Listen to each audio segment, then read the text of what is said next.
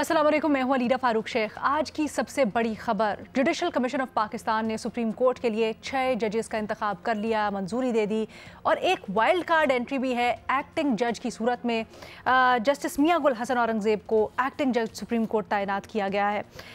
ये सब कुछ जब हो रहा था तब वकला ने, आपको पता है, पहले ही हड़ताल की और एहतजाज की आज कॉल दी हुई थी। वकला समझते हैं कि 26वीं आईनी तरमीम का पहले फैसला होना चाहिए और इस्लामाबाद हाई कोर्ट का जो सीनियरिटी ऑर्डर शफल हुआ है उसके ऊपर भी तहफ़्फ़ुज़ात का इजहार किया जा रहा है।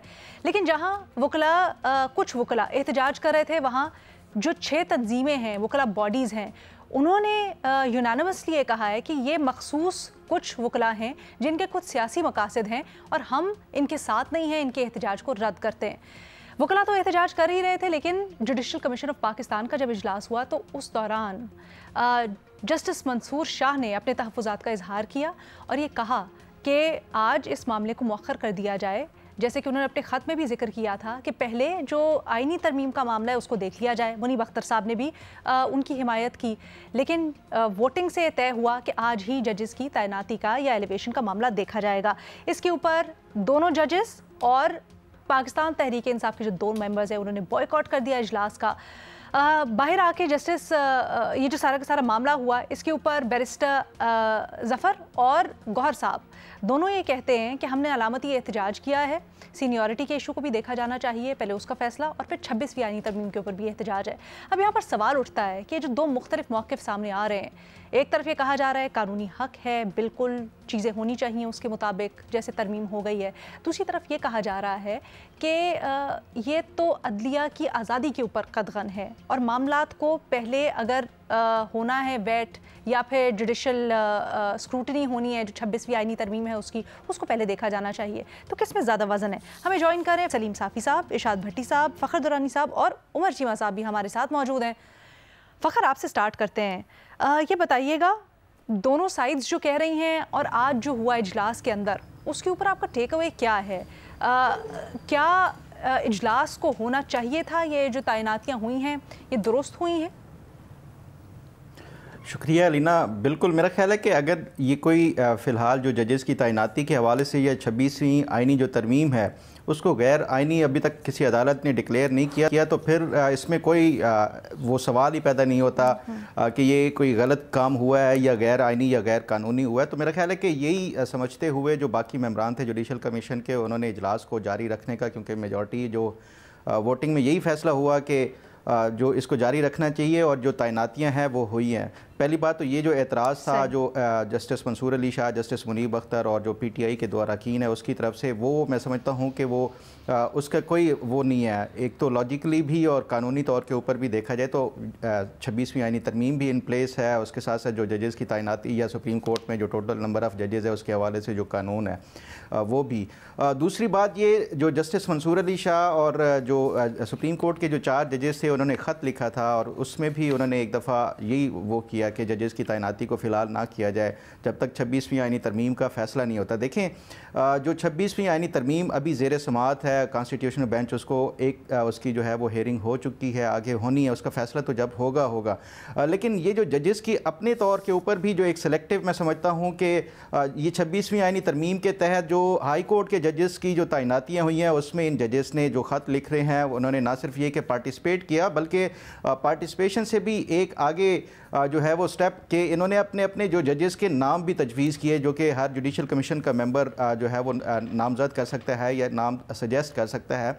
तो ये कैसे हो सकता है कि आप एक हाई कोर्ट के लिए जो है वो उस 26वीं आईनी तरमीम का हिस्सा भी बन रहे हैं, उसको दुरुस्त समझते हुए और उसमें पूरी तरह से पार्टिसिपेट कर रहे हैं, और दूसरी तरफ फिर कोई और किसी और मामले पे उसी ही आईनी तरमीम के ऊपर आप सवालात उठाते हैं। तो ये सिलेक्टिव, जो मैं समझता हूँ कि ये इस तरह की ये कोई एक अच्छा, मैं नहीं समझता कि ये कोई फ़ैसला है जो ख़ास तौर के ऊपर जो ख़त लिखने वाले वो जजेस की तरफ से। और जहाँ तक बात है कि जो वकला की तरफ से एहतजाज हुआ, इसमें कोई शक नहीं कि ये शुरू दिन से ही नज़र आ रहा था कि एक तो जो वकला हैं वो डिवाइडेड हैं इनकी बॉडीज़ के हवाले से, ख़ास तौर पे जो बड़ी बॉडीज़ हैं, सुप्रीम कोर्ट बार एसोसिएशन हो या पाकिस्तान बार काउंसिल हो, वो इनके साथ नहीं थी जो कि एहतजाज कर रहे थे। और उसके साथ साथ जो, अगर इसको कंपैरिजन हमेशा से यही किया जाता है कि ये 26वीं आईनी तरमीम के ख़िलाफ़ जो जजेस को या जुडिशरी के ऊपर एक उसकी इंडिपेंडेंस के ऊपर हमला है तो उसकी बुनियाद के ऊपर कोई जजेस की मूवमेंट या लॉयर्स मूवमेंट वो हो सकती है, जैसे 2007 में हुई थी। तो ये पॉसिबल इसलिए नज़र नहीं आ रहा कि जो 2007 की लॉयर्स मूवमेंट थी उसमें ना सिर्फ ये कि सिर्फ वकला थे, फिर उसके साथ साथ जो सियासी जमातें थी वो भी तमाम पॉलिटिकल पार्टीज़ इनके साथ साथ थी। और उसके साथ एक और जो इम्पॉर्टेंट चीज़ थी वो था मीडिया। हर एक सेकंड, हर एक लम्हा जो लॉयर्स मूवमेंट थी उसको मीडिया की कवरेज मिलती थी। तो ये एक डिफरेंस है। मैं समझता हूँ कि अब जो है एक बड़ी ये जो वकला की तरफ से एहतजाज किया गया, इसमें ना तो कोई major political parties, even PTI इसको सपोर्ट कर रही है, लेकिन हमने देखा है कि वो जिस तरह 2007 की वकला मूवमेंट में जो वकला के साथ जिस तरह सियासी जमातों ने वो किया था तो वो नहीं नज़र आ रहा था। तो इसलिए बज़ाहिर यही लगता है कि जब तक 26वीं आईनी तरमीम अनलेस कोई जो है वो अनकॉन्स्टिट्यूशनल डिक्लेयर नहीं होती, तब तक ये तमाम तर जो मामला 26वीं आईनी तरमीम के तहत होते रहेंगे, चाहे वो जजेस ख़त लिखें, क्योंकि ख़त की वैसे भी कोई आइनी तौर के ऊपर या कानूनी तौर के ऊपर कोई पोजीशन नहीं होती। हाँ, आपकी एक तजवीज़ हो सकती है, एक राय हो सकती है, लेकिन उससे ज़्यादा इसकी कोई इंपॉर्टेंस नहीं है। तो इसलिए मेरा ख्याल है कि ये 26वीं आइनी तरमीम पे ख़त भी मज़ीद इस तरह हमें वो अच्छा, वैसे तो मेरा इसके ऊपर भी एक सवाल है, वो आगे जाकर करती हूँ, लेकिन आज दो बड़ी अहम बातें हुई जिसके ऊपर मैं चाहूँगी मुख्तसरन अगर आप अपनी राय दे दें, अपना तज्जिया कर लें। सबसे पहला तो ये कि लाहौर हाई कोर्ट के जजेस का मामला मुअख्खर कर दिया गया, वो क्यों नहीं कंसिडर हुए एलिवेशन के लिए? बिल्कुल, ये मेरे लिए भी एक अचंभे की बात थी कि बाकी हाई कोर्ट्स के जजेस को आप सुप्रीम कोर्ट ला रहे हैं, लेकिन जो लाहौर हाई कोर्ट का मामला था उसको डेफर कर दिया गया है। इसकी रीज़न क्या है? पहले तो ये एक जिस तरह मीडिया पे भी रिपोर्ट्स आ रही थी कि शायद ये सोचा जा रहा है कि जो लाहौर हाई कोर्ट की चीफ जस्टिस साहिबा हैं, जस्टिस आलिया नीलम, शायद उनको उधर ही रहने दिया जाए और जो बाकी जो सीनियरिटी में जो जजेस की वो है उसमें से कोई 2 जजेस यहाँ पे सुप्रीम कोर्ट में लाए जा सकें। इसी तरह ये जो मेरी कुछ इतलात या मेरी अपनी एक असेसमेंट है कि शायद जिस तरह आप जजेस की स्क्रूटनी भी की जा सकती है जो जितनी भी एलिवेशन से पहले हो, तो उस बुनियाद के ऊपर भी मैं समझता हूँ कि शायद कोई मामला जो इसी तरह के जजेस की परफॉर्मेंस के हवाले से जिन जजेस को लाना है उनकी स्क्रूटनी हो रही हो, उनकी ओवरऑल जो परफॉर्मेंस है उनको देखा जा रहा हो, उनके मुकदमात की जो टोटल रिपोर्टेड जजमेंट्स कितनी है, ये तमाम तो जो है स्क्रूटनी का शायद वो पर्पज़ हो सकता है जिसकी बुनियाद के ऊपर इसको डेफर किया गया हो। अच्छा, और ये जो एक्टिंग जज हमने देखे आज एक तैनात किए गए हैं, मियां गुल हसन औरंगज़ेब साहब, ये आपको क्या लगता है एक्टिंग जज तैनात करने की क्यों ज़रूरत पेश आई जब अभी 9 असामियाँ थीं और उनमें से 9 पोजीशंस में से 6 जजेस हुए, 3 खाली थीं, फिर एक्टिंग जज क्यों?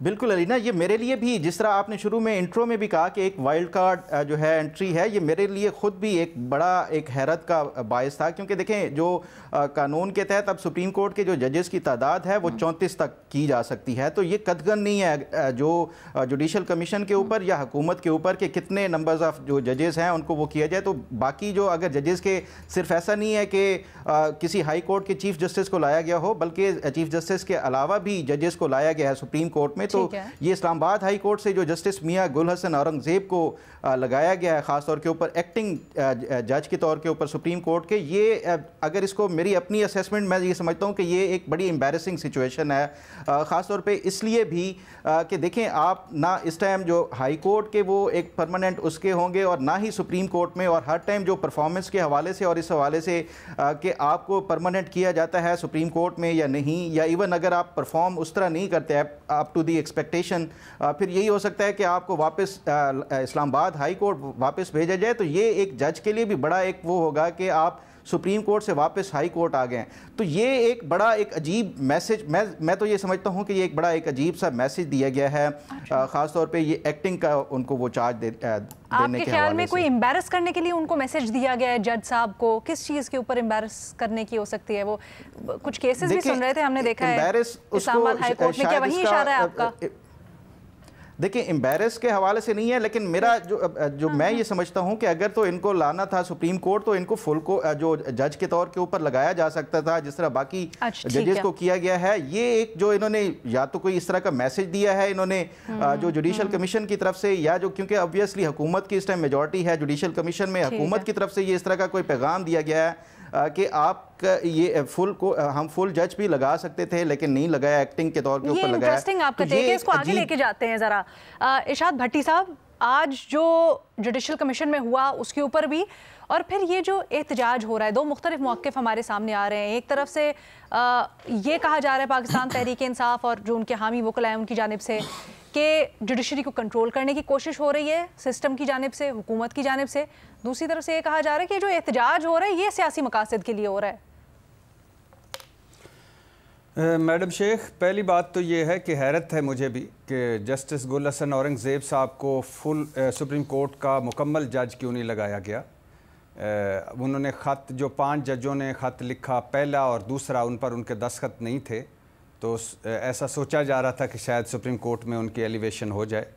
और फिर हैरत की बात यह भी है कि जस्टिस शुजात अली ख़ान और जस्टिस बाकर नजफ़ी दोनों साहिबान का नाम सुना जा रहा था इस लाहौर हाई कोर्ट से, वो भी नहीं आए। और हमारे दोस्त सोहेल वड़ैच तो कह रहे हैं कोई फेडरल कोर्ट भी बनने जा रही है। बहरहाल सवाल पर आते हैं मैडम शेख। पहली बात तो ये है कि justice Mansoor Ali Shah, justice Munib Akhtar, justice Ayesha Malik, justice Athar Minallah, ये मैं इनके हक़ में हूँ जो कुछ ये कह रहे हैं। इस्लामाबाद हाई कोर्ट के जो 5 जजों का ख़त है, मैं उनके हक़ में हूँ जो वो कह रहे हैं, और जो इhtजाज कर रहे हैं मैं उनके हक़ में हूँ कि वो ठीक कर रहे हैं और उनका इhtजाज बनता है। शुक्रिया फ़ख्र का कि वो उन्होंने भी एक तरह से वही कुछ कहा जो जस्टिस मंसूर अली शाह कह रहे हैं। इन्होंने बस इतना कहा कि अभी तक 26वीं आईनी तरमीम को किसी ने गैर कानूनी या गैर आईनी डिक्लेयर नहीं किया। यही जस्टिस मंसूर अली शाह भी कह रहे हैं कि पहले इसका फ़ैसला कर लिया जाए। मैडम शेख, होना तो ये चाहिए था कि पहले 26वीं आईनी तरमीम के ख़िलाफ़ दरखास्तों का केस सुन लिया जाता, फ़ैसला कर लिया जाता, फिर जजों की तकर्रियाँ की जाती, जजों की एलिवेशन की जाती। 17 फरवरी को 26वीं आईनी तरमीम के ख़िलाफ़ दरखास्तों पर फुल कोर्ट बनना चाहिए और इस केस की समाअत, लाइव समाअत होनी चाहिए या नहीं। फुल कोर्ट बनना चाहिए या नहीं, लाइव समाअत होनी चाहिए या नहीं। ये केस 17 इस फरवरी को लगा हुआ है।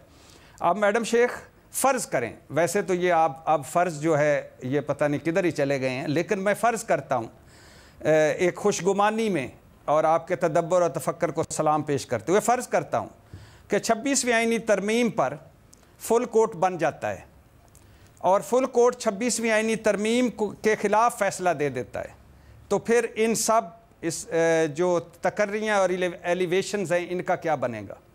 यानी इस्लामाबाद हाई कोर्ट और सुप्रीम कोर्ट जजेस की एलिवेशन और तकर्रियों का क्या बनेगा, चीफ जस्टिस की तकर्री का क्या बनेगा, आइनी बेंच की का क्या बनेगा, आइनी बेंच की सरबराह की तकर्री का क्या बनेगा, और इन सब जजों ने जो फैसले किए हैं उनका क्या बनेगा। और मैं ये इस हक़ में हूँ कि आइनी बेंच को 26वीं आइनी तरमीम के ख़िलाफ़ दरखास्तों का केस नहीं सुनना चाहिए, क्योंकि आइनी बेंच तो बेनिफिशरी है 26वीं आइनी तरमीम का। ये मफादात का टकराव होगा, कॉन्फ्लिक्ट ऑफ इंटरेस्ट होगा। मैडम शेख, होना तो ये चाहिए था कि पहले इस्लामाबाद हाई कोर्ट के 5 जजों के दोनों ख़तों का फ़ैसला कर लिया जाता, फिर जुडिशल कमीशन का इजलास बुलाया जाता, फिर जजों के तबादले और जजों की तकर्रियाँ कर ली जाती। ठीक है, मगर ऐसा नहीं हुआ। मैडम शेख, जल्दी क्या है? सवाल ये है कि जल्दी क्या है। मैडम शेख, सवाल ये है कि चीज़ों को मुतनाज़े क्यों बनाया जा रहा है। मैडम शेख, सवाल ये है कि जजों के इख्तलाफ को क्यों नहीं सुना जा रहा। मैडम शेख, सवाल ये है कि जजों में तकसीम क्यों पैदा की जा रही है। मैडम शेख, सवाल ये है कि जजों की इज़्ज़त का क्यों, अदलिया की इज़्ज़त का क्यों ख्याल नहीं रखा जा रहा। मैडम शेख, सवाल ये है कि जजों को मुतनाज़े क्यों बनाया जा रहा है। मैडम शेख, सवाल ये है कि मुशावरत की बजाय ताकत से फ़ैसले क्यों किए जा रहे हैं। मैडम शेख, जस्टिस मंसूर अली शाह का हर ख़त नज़रअंदाज हो रहा है, खा वो रेगुलर बेंच और आइनी बेंच इख्तियारात वाला मामला हो, खा वो जजेस कमेटी के फैसलों वाला मामला हो, खा वो सुप्रीम कोर्ट की जजों की तकर्री एलिवेशन वाला मामला हो, जस्टिस मंसूर अली शाह की नहीं सुनी जा रही। Madam Sheikh, Islamabad high court के 5 जजों की नहीं सुनी जा रही। इस्लामाबाद हाई कोर्ट के 5 जज कह रहे हैं कि आइन की रूह के ख़िलाफ़ फ़ैसले हो रहे हैं। ये जज हैं, कोई इरशाद भट्टी नहीं है जिसको आइन का या कानून का इतना ज़्यादा पता नहीं है। ये 5 जज हैं जो कह रहे हैं, और हाई कोर्ट के जज हैं जो कह रहे हैं। और पता क्या कह रहे हैं? वो कह रहे हैं किसी और हाई कोर्ट के जज को लाकर इस्लामाबाद हाई कोर्ट का चीफ जस्टिस बनाना आइन से फ्रॉड होगा। किसी और हाई कोर्ट का जज किसी दूसरे हाई कोर्ट में आएगा तो इसे नए सिरे से हलफ लेना होगा। मगर इस्लामाबाद हाई कोर्ट के 5 जजों की बात नहीं मानी जा रही madam Sheikh. Lahore high court, Sindh high court, Balochistan high court से जज इस्लामाबाद हाई कोर्ट में आ गए और जैसा कि सुना जा रहा था, बड़ी हैरत की बात है, आखिरी 2 जुमले मैडम शेख, जैसा कि सुना जा रहा था सरफराज डोगर साहब के इस्लामाबाद हाई कोर्ट के चीफ जस्टिस बनेंगे, अब वो उसके करीब हैं। जैसा कि सुना जा रहा था कि इस्लामाबाद हाई कोर्ट के एडिशनल जजों के पास इमरान खान के मुकदमे लगेंगे, लिहाजा जूं ही जज आजम खान, आखिरी 2 बातें, जज आजम खान, जज राजा अमीन मिनास आए, इस्लामाबाद हाई कोर्ट आए, एक के पास इद्दत में निकाह केस लगा और दूसरे के पास तोशाखाना केस लगा। और जैसा कि सुना जा रहा था आखिरी बात के 26वीं आईनी तरमीम के खिलाफ दरखास्तों के वाले केस से पहले सुप्रीम कोर्ट में जजों की एलिवेशन होगी, वैसे ही हुआ है। तो मैडम शेख ये कोई ठीक नहीं हो रहा, थोड़ा सा सारों को सुन लिया जाता। जस्टिस याहिया अफरीदी जब आए थे उन्होंने पहला खिताब किया था कि जजेस तकसीम खत्म होगी, नहीं हुई। अब वो कह रहे हैं लेटरबाजी खत्म होगी, नहीं हुई, ज्यादा हो रही है। तो ये उनका फर्ज है, आईनी बेंच के सरबराह का फर्ज है। अच्छा ठीक है सर, जहां आप सवाल उठा रहे हैं उन सवालों में बड़ी जान है, वहां दूसरा मौक़िफ़ ये भी है कि वही 6 वकला तंजीमें जिनमें बहुत बड़ी तादाद में वकला शामिल हैं, बाकी साथी जजेस, ये जो तहफ़्फ़ुज़ात हैं जजेस को, उन्हीं के साथी ये भी कह रहे हैं कि जो हो रहा है वो बिल्कुल ठीक हो रहा है। और उन्हीं के साथी जजेस इस इजलास में जो जुडिशल कमीशन का हुआ बैठ के उन्होंने वोट भी दिया और उसकी सरबराही भी की। ये ज़रा सब कुछ एड्रेस करते हैं एक छोटी सी ब्रेक के बाद। Welcome back. जुडिशल कमीशन के इजलास और फिर उसके अराउंड जो सारी की सारी चीज़ें हैं उसको हम डिस्कस कर रहे हैं। सलीम साफ़ी साहब, आप कहिएगा, ये जो 2 मुख्तलिफ आरा हैं, इसके ऊपर ना सिर्फ वकला बरादरी बल्कि जो कोर्ट्स हैं उनके अंदर जजेस भी बैठे हुए हमें उनके आरा मुख्तलिफ नज़र आ रही हैं। आप क्या समझते हैं, ये जो मुख्तलिफ मौक़िफ़ सामने आए हैं, किस में ज़्यादा वज़न है? देखिए, ज़मीनी हक़ाइक़ क्या है? ज़मीनी हक़ाइक़ ये हैं कि सुप्रीम कोर्ट ने 26वीं आईनी तरमीम मंजूर की है, जिसकी रूह से सुप्रीम कोर्ट और हाई कोर्ट में ये सब कुछ हो रहा है। और जिस तरह फ़खर ने फरमाया कि जब तक वो कानून है तो हाई कोर्ट या सुप्रीम कोर्ट सब इसके पाबंद है कि उसके मुताबिक अमल किया जाए। तो अभी तक सुप्रीम कोर्ट जो कुछ कर रही है तो वो उसके मुताबिक अमल कर रही है, वो कानून के मुताबिक सब कुछ कर रहा है। और शायद इसलिए भी जो वकला की कुछ तंजीमें हैं और बड़ी नुमाइंदा तंजीमें हैं वो इसके साथ नहीं हैं। ये तो उसका अमली और कानूनी पहलू है, लेकिन अखलाकी लिहाज से ये, अगर अखलाकी लिहाज से देखा जाए और सियासी लिहाज से देखा जाए तो बेहतर ये होता कि पहले वो फ़ैसला होने दिया जाता और उसके बाद फिर जजों की एलिवेशन का फ़ैसला होता। सर, ये तो आपने दोनों तरफ की हमें बता दी ना। आपके लिहाज से क्या बेहतर मौक़िफ़ है या क्या होना चाहिए था? क्या इखलाकी तौर पर चीज़ों को देखना चाहिए था और वो राय गालिबानी चाहिए थी, या फिर जैसा हुआ बिल्कुल ठीक हुआ? काम तो वही होता है जिसमें अखलाकी तकाज़े पूरे किए जाते हैं। अच्छा सर, और ऑल्सो इखलाकियात के ऊपर भी थोड़ा सा सवाल उठ रहा है, हर एक की अपनी अपनी इखलाकी पोजीशन। कुछ लोग ये कह रहे हैं कि ये जो हो रहा है ये सब कुछ सियासी मकासद के लिए हो रहा है, सहूलतकारी जो सिस्टम में मौजूद है उन एलिमेंट्स को प्रोटेक्ट करने के लिए हो रहा है। नहीं, ये बड़ी बदकिस्मती है कि एक तो हमारी आला अदालतें वो पिछले 7-8 साल से तकसीम है। दूसरा, उनके फैसलों, जजों के फैसलों को प्रेडिक्ट किया जाता है, और जो जस्टिस साकिब निसार और उमर अता बंदियाल और उनका दौर था तो उसमें भी सुप्रीम कोर्ट सियासी मकासद के लिए इस्तेमाल होता रहा, और अब भी वही बंदियाल और उनके दौर का तसलसल नज़र आता है और सुप्रीम कोर्ट सियासी मकासद के लिए इस्तेमाल नज़र आता है। तो ये बहुत अफसोसनाक अमर है कि सुप्रीम कोर्ट को सियासी मकासद के लिए इस्तेमाल किया जाता है, और उससे भी ज़्यादा ख़ुद जजेस को सोचना चाहिए, जो जिस साइड के भी हैं, कि किसी अदालत के जजेस की ये तफरीक और ये तकसीम जो है ये न मुल्क के लिए अच्छा है, न ख़ुद जुडिशरी के लिए अच्छा है, और न जमहूरियत के लिए अच्छा है।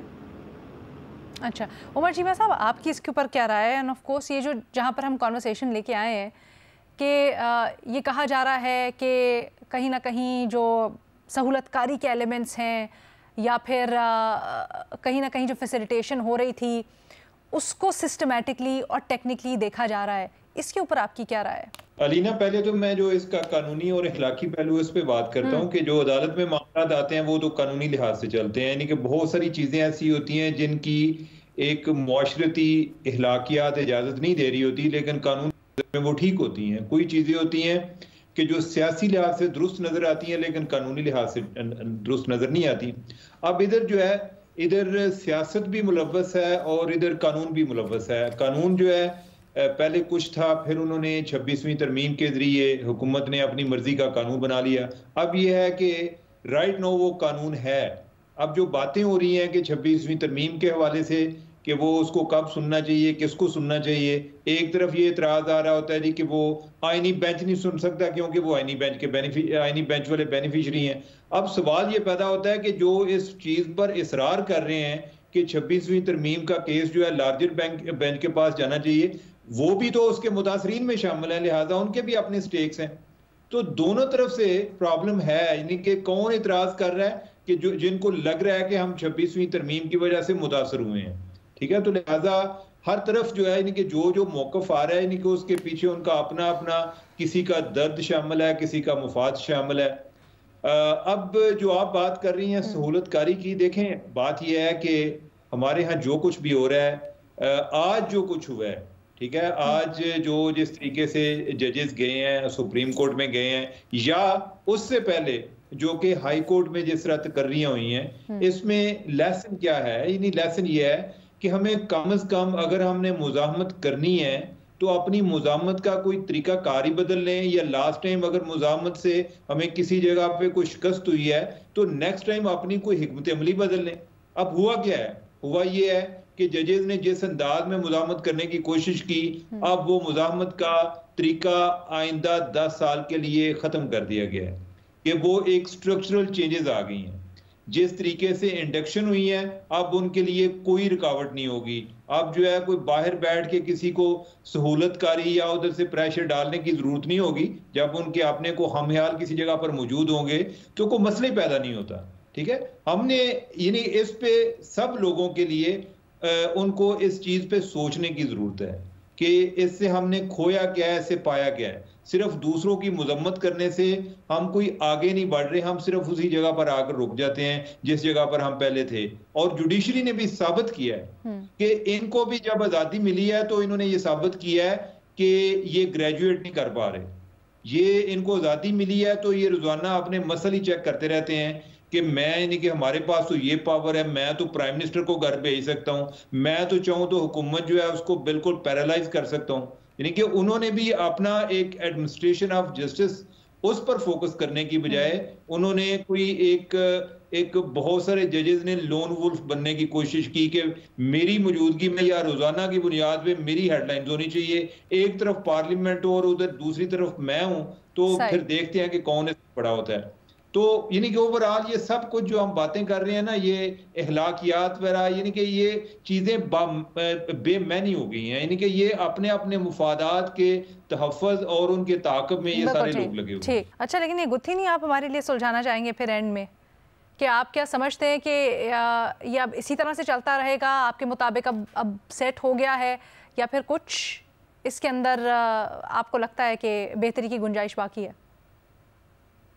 अलीना, मेरे ख्याल है कि एक तो जब तक हमारा ये सियासी बुहरान खत्म नहीं होता, ये जो जब तक सियासतदान आपस में नहीं बैठते, अदलिया भी तकसीम रहेगी और मीडिया भी तकसीम रहेगा, तो सियासत तो ऑलरेडी तकसीम है। मुआशरा जो है वो ऑलरेडी इन्हीं सियासतदानों की वजह से तकसीम हुआ हुआ है। बट उमर चीमा साहब, ये जो सारा का सारा हुआ है, क्या आप समझते हैं ये सिस्टम के लिए, मुल्क के लिए बेहतर है? अब स्मूथली चीज़ें चलती रहेंगी, अंदर से जो एलिमेंट्स, ये सहूलतकारी जिसको कहते था एक ग्रुप और रेजिस्टेंस दूसरा, वो नहीं होगी, या फिर आपको लगता है ये गलत हुआ है?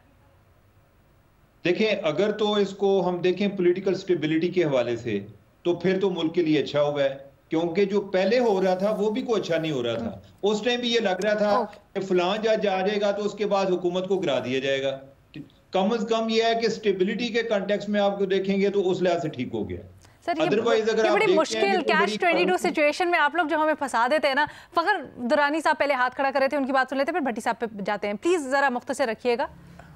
अलीना, इसमें ये भट्टी साहब के 2 सवाल थे, मैं उस पर ज़रा वो जवाब देना चाहता था। पहला सवाल वो ये कहते हैं कि ये जो जुडिशल कमीशन का इजलास है ये 17 को आइनी तरमीम के हवाले से एक वो होना है, उसकी समाअत होनी है, उसके बाद ही कर लेते ये जजेस को, पहले वो सुन लेते उसके बाद तैनातियाँ कर लेते, और उसके ख़त का वो कहते हैं मैं इंडोर्स करता हूँ। देखें, पहली बात ये है कि जिस तरह ये जो भट्टी साहब कह रहे हैं, इससे तो जो जज साहबान हैं, ये ख़ास तौर के ऊपर 4 जज हैं, उन्होंने अपना माइंड डिस्क्लोज़ कर दिया है ये जो मुकदमा है इसके हवाले से, जिसका वो ये मुतालबा कर रहे हैं कि इसको फुल कोर्ट के सामने वो लाना चाहिए। अब 4 जज अगर उस फुल कोर्ट में बैठते हैं और वो अपना माइंड पहले ही डिस्क्लोज़ कर चुके हैं और इस आइनी तरमीम को जो है वो गलत समझते हैं, तो उससे मैं समझता हूँ कि फिर वो जो एक रिक्यूज़ करने के हवाले से ये बाकी का तो वो कहा जा रहा है, तो फिर इनको खुद भी रिक्यूज़ करना चाहिए। एक तो यही जो है वो माइंड डिस्क्लोज कर चुके हैं, दूसरा ये इसके डायरेक्ट अफेक्टी हैं, लेकिन रिक्यूज़ नहीं करते। और उसकी मैं एक छोटी सी आपको एग्जांपल देता हूं कि देखें, ये जो रिक्यूज़ करने के हवाले से जो जज की अपनी सवाबदीद का रखा गया है, ये 1975 में एक हुआ था, वली खान का रेफरेंस था जो 17(2) के तहत, उसमें 2 जजेस ऐसे थे सुप्रीम कोर्ट के जो कि बतौर लॉ सेक्रेटरी वली खान के खिलाफ रेफरेंस ड्राफ्ट करने में वो जज, मैं आपको यहाँ पे काटूंगी, गो के आप अपनी राय का बिल्कुल हक रखते हैं, लेकिन क्योंकि थोड़ा सा टेक्निकल और फिर हम डाइग्रेस कर रहे हैं, तो मैं चाहूंगी इसको आने वाले दिनों में हम एड्रेस कर लेते हैं, क्योंकि ये सवाल अपनी जगह हमेशा रहेगा। भट्टी साहब मुख्तसरन पॉइंट अपना एस्टैब्लिश कर लें, फिर हम ब्रेक लेते हैं। अभी कहा गया कि वो भी मुतासरीन हैं, एक तरफ बेनिफिशरी, एक तरफ मुतासरीन है। मैं तो इस हक में हूँ कि सारों को बिठाया जाए और फैसला किया जाए। दूसरी बात जो अभी 2 बार आपने कहा, सहूलतकारी जी सर या रेजिस्टेंस, तो ये तो दोनों, अब मैं तो इस हक में नहीं हूँ, लेकिन ये दोनों तरफ इल्जाम लग रहा है। एक तरफ लग रहा है कि फलां की सहूलतकारी हो रही है, दूसरी तरफ लग रहा है फलां की सहूलतकारी हो रही है। इसको एक तरफ ना रखें, इसको फिर दोनों तरफ फैला के रखें कि दोनों धड़ों में पर सहूलतकारी का इल्जाम लग रहा है। लेकिन वो दूसरे धड़े को तो उन्होंने आईनी तौर पर टेक्निकली साउंड कर दिया ना। अब क्योंकि देखिए अभी साफी साहब ने बड़ी अच्छी तरह से उसी पे ही तहफ़्फ़ुज़ात हैं। अभी भट्टी साहब ने बड़ी अच्छी तरह से मुश्किल आसान कर दी। सर नहीं, जब टेक्निकल कवर उनके पास है तो वो सहूलतकारी तो ना हुई ना। मुझे पता था आप ये कहेंगी madam Sheikh, thank you very much, शुक्रिया। यही तो मुतासरीन कह रहे हैं कि जो वो ये कर दिया ये ना करो। शुक्रिया मैडम शेख। नहीं, लेकिन नहीं, उन्होंने किया या नहीं किया वो एक अलग डिबेट है ना, बट वो तो टेक्निकली साउंड है, उनको आप सहूलतकारी कैसे कह सकते हैं? मैडम शेख शुक्रिया, अल्लाह आपको खुश रखे। आपने सिर्फ अपने मतलब की बात सुनी तो वो एक अलग है, मेरा सवाल नहीं आपने सुना। शुक्रिया मैडम शेख। चले ठीक है, इसी के साथ हम छोटी सी ब्रेक ले लेते हैं और फिर आपके सवालात शामिल करते हैं। आपके सवाल सलीम साफी साहब, आपसे पूछा गया है कि नवाज शरीफ का मुस्लिम लीग नून को तंजीमी सतह पर मजबूत करने का फैसला किया गया है, इसकी अब क्या ज़रूरत पेश आई? ज़रूरत तो इसलिए कि ज़ाहिरी बात है कि मुस्लिम लीग नून इस वक्त डाउन है और बाकी पॉपुलैरिटी उनकी मुखालिफ जमात उनकी पीक पर है, और हुकूमत में जो लोग हुकूमत में हैं सिर्फ वो नज़र आते हैं, बाकी मुस्लिम लीग कहीं नज़र नहीं आती। लेकिन इस तरह के इजलासों से मुस्लिम लीग को ज़िंदा नहीं किया जा सकता कि जिसमें सिर्फ एक ख़ानदान के लोग बैठे हों और चंद उनके मदाखां बैठे हों। और दूसरा ये कि उन्होंने मुस्लिम लीग नून को सिर्फ एक सूबे तक महदूद कर दिया है और बाकी सूबों को छोड़ दिया है, तो इसलिए जब आप उधर बैठे होंगे तो बाकी सूबों से मुफ्त में आपको वोट नहीं मिल सकते। बहुत शुक्रिया सलीम साफी साहब।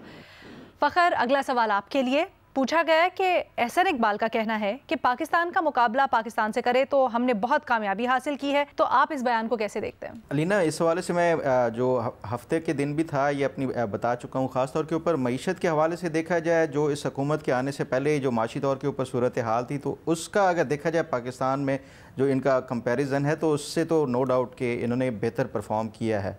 सियासी हवाले से सवालात किए जा सकते हैं, जो बाकी ह्यूमन राइट्स के हवाले से वो किए जा सकते हैं, लेकिन जो पाकिस्तान को जो सर-ए-दस्त दरपेश मसला था वो मईशत के हवाले से था, वो इन्होंने काफ़ी हद तक उसको कंट्रोल किया है। बहुत शुक्रिया फ़खर। भट्टी साहब, अगला सवाल आपके लिए पूछा गया है, PTI के सवाबी जलसा कामयाब था या नाकाम? कामयाब तरीन जलसा था, और ये जो लफ्ज़ नाकाम लगाया इस पर मुझे पहली दफ़ा दुख हुआ है। कामयाब तरीन जलसा है। सर, ये आप इन्फॉर्म तज्जिया कर रहे हैं या फिर आप वैसे बता रहे हैं अपनी राय? ये भी क्लियर कर दें।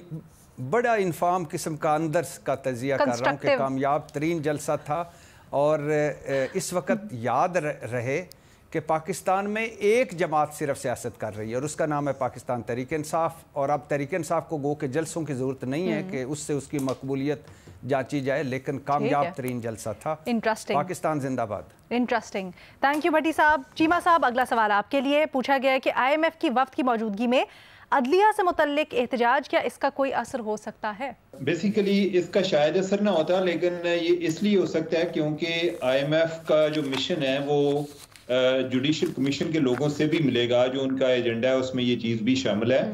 अब ये मिशन जो है ये टेक्निकल मिशन है और टेक्निकल मिशन कोई टेक्निकल गेम डाल सकता है।